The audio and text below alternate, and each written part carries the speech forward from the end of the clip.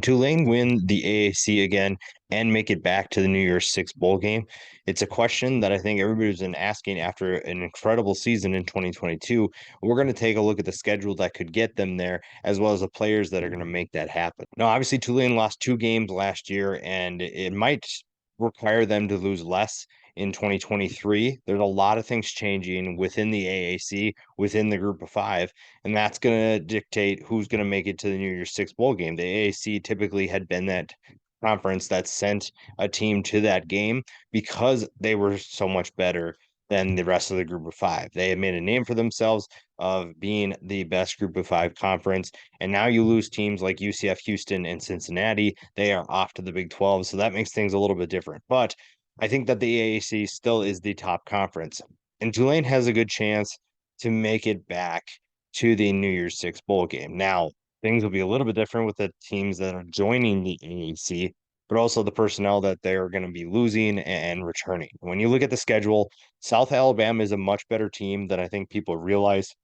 We saw an incredible season from the Jaguars last season, and that's going to be tough. The next game, home game against Ole Miss, which is really surprising to see an SEC team come to Tulane. I think that Ole Miss is much better than they were last year. They're going to be extremely talented, and it's going to be tough for Tulane to keep that game close. I don't know if they can pull off the upset, but it's going to be fun to see an SEC team come to the AAC part of town. At Southern Miss, sometimes this seems to be a bit of a struggle for Tulane, but I think maybe after last year, we're going to see a little bit different Tulane team that's going to handle business a little bit better than they have in the past. Nichols will surely be a win. UAB is going to be tough. Now, what happens with the Blazers with the new coaching staff? Trent Dilfer takes over. I don't really know what we're going to see from them. Maybe this is still a team that's really tough. I just believe that this is going to be a much different looking team, maybe not as tough or as resilient and the underdog as we've seen under Bill Clark, but you never know. Memphis is a team that I think hasn't really reached its full potential, and that is something that Ryan Silverfield needs to address. But Tulane is the better team right now. Now, that could be a different story when this game comes around, but we will see. Those first few games for Tulane are going to be tough.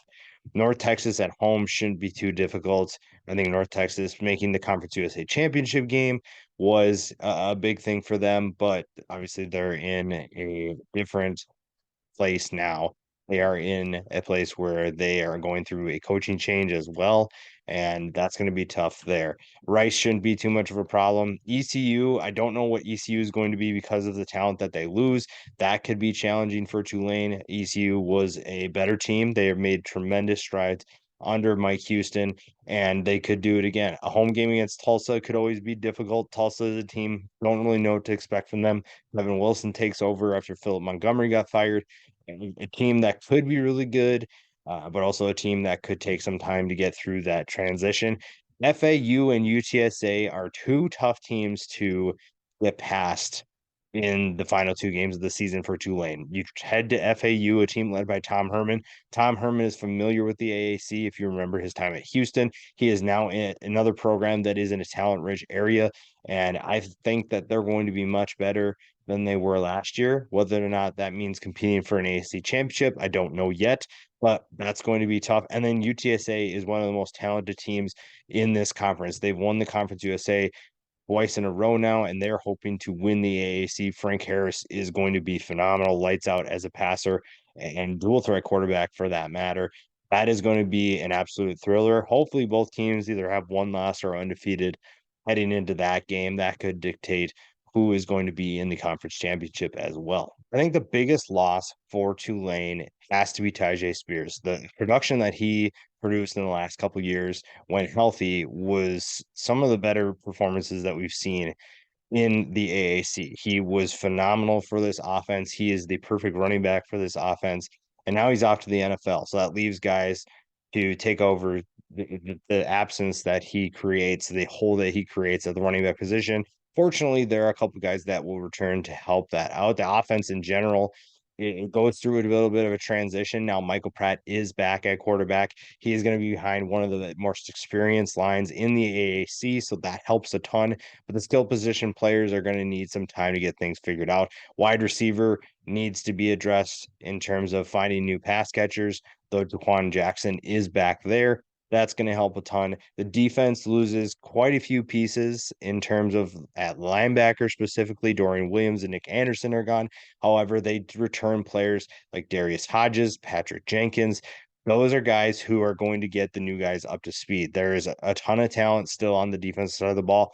They also added a couple key players in Tyler Grubbs from Louisiana Tech, AJ Hampton from Northwestern. This is still going to be a talented defense.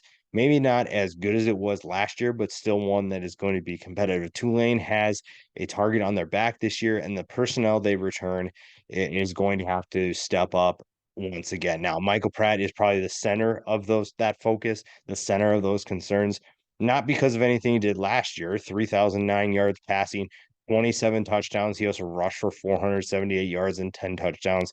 He is the biggest reason for their success last year, outside of maybe Tyjae Spears, even put in Dorian Williams and Nick Anderson as well.